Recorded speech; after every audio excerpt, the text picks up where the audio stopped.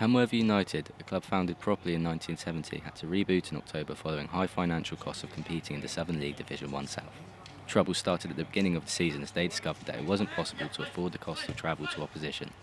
The club have been attempting to revive themselves through social media and commercial strategies to try and get back to where they were. As time has progressed, senior figures at the club have been monitoring how this tough period has been going.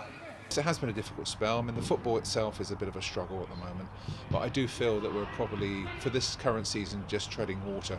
There are opportunities to consider for next year, which we may touch on shortly. But yeah, I feel very positive about going forward. From a reboot perspective, from being flat down, right at rock bottom, we know we're on the way back. So from sponsors to players to staff to bar staff, the board of directors, everybody's on board, all pulling in one direction.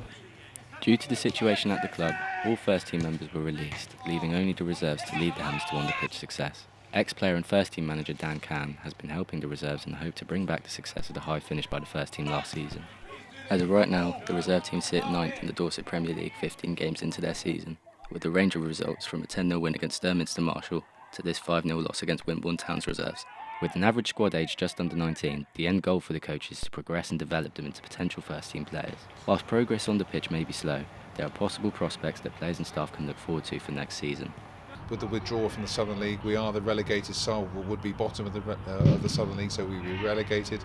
That would bring us back down into Wessex, so that would be another wonderful opportunity to properly reboot on the field, and hopefully we can revisit some of the successful times we had in Wessex football. So we'll be back to 2 teams, hopefully a stronger commercial base, much better social media based linked to commercial, club with lots of functions to try and generate revenue that gives us a solid footing to move forward on. Should the club's aspiration to enter the Wessex League get approved, they will be looking to bring in a new team ready to compete at the level. The club have a meeting coming up where they plan to review their progress and to brainstorm methods of bringing the club more exposure to open up possible revenue opportunities. Senior figures at the club will continue their push into helping the club become more sustainable and successful for years to come. I've been Daniel Quinn-Brito. This is Buzz News.